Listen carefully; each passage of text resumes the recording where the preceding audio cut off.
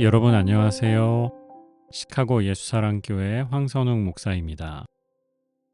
오늘도 여러분의 기도가 열리고 하나님과 함께 숨쉬는 하루 되시길 소망합니다. 11월 12일 수요일 말씀으로 여는 아침입니다.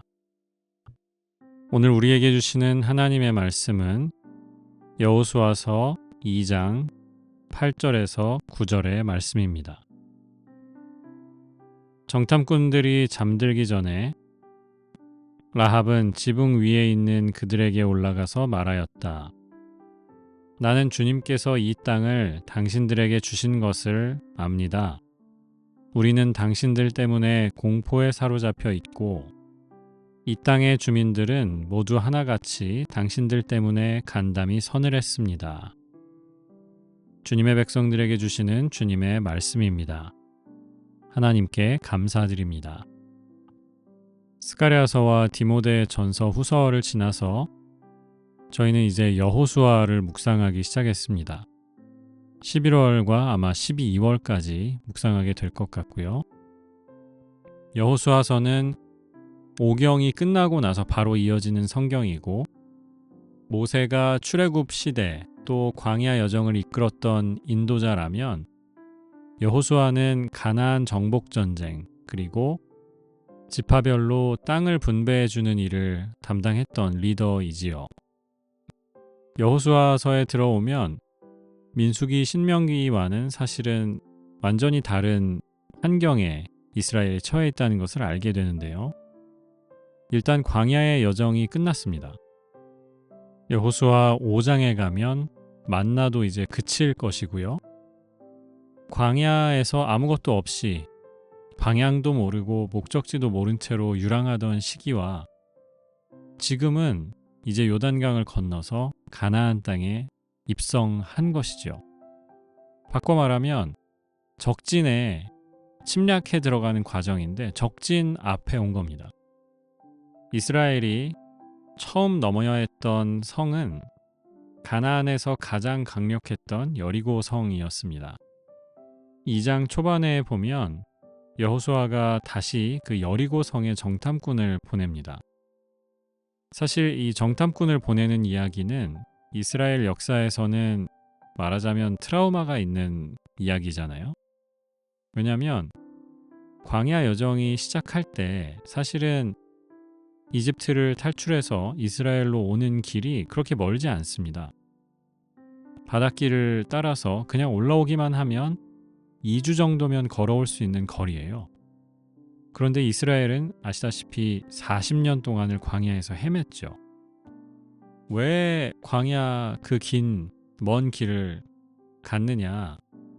가데스 바네아라는 곳에서 정탐꾼을 보내는데 정탐꾼들이 돌아와서 그런 이야기를 하잖아요. 우리는 저들의 밥이다. 우리가 가나안 땅을 정복하고 그 땅을 차지한다는 것은 말도 안 되는 일이다. 그렇게 이야기할 때 백성들이 슬피 울면서 하나님을 원망했습니다. 그것 때문에 광야 여정이 시작된 것이었죠. 그러다 보니 정탐꾼을 보내는 이야기는 사실은 이스라엘 민족의 트라우마라고 할 수 있습니다. 어쨌든 오늘 정탐꾼을 다시 보내는데요. 이 사람들이 발각될 위험에 처했고 기생 라합이라는 사람의 집에 숨습니다. 라합이 이 사람들을 살려줘요. 숨겨주지요. 그리고 오늘 읽은 말씀에 보면 라합이 그들에게 와서 이야기합니다. 9절 말씀입니다. 나는 주님께서 이 땅을 당신들에게 주신 것을 압니다.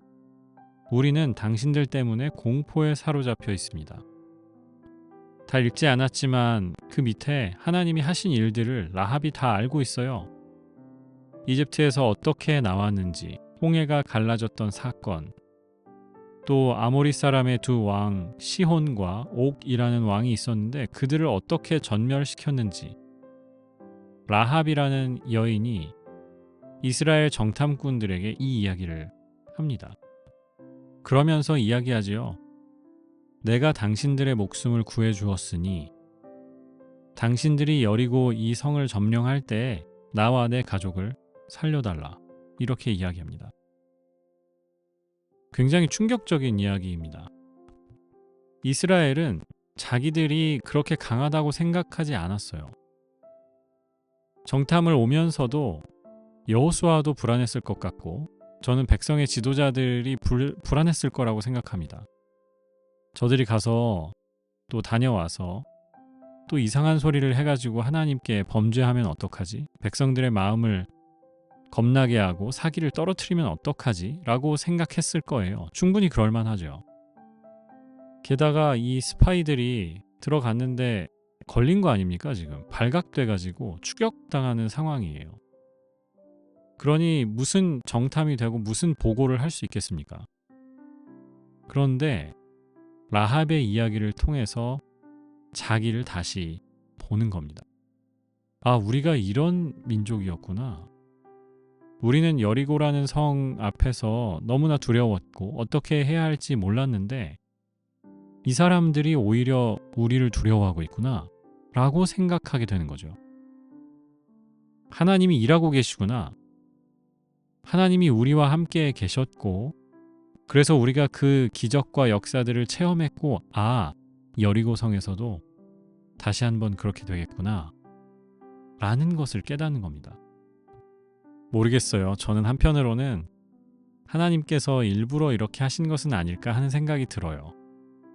정탐꾼들이 가서 괜히 헛소리하면 하나님께서 얼마나 공들여서 40년 동안 출애굽과 광야의 교육과 학습 이것들을 하셨는데 이 정탐꾼들이 또 돌아가서 이상한 소리 하면 하나님의 모든 그 계획과 노력이 물거품이 되는 것 아닙니까? 그래서 혹시 라합이라는 사람을 사용하셔서 정탐꾼들에게 말씀해 주신 것은 아니었을까? 그런 생각도 해보았습니다. 사실 이스라엘이 정탐꾼을 보내서 상대방을 알고 싶은 거거든요.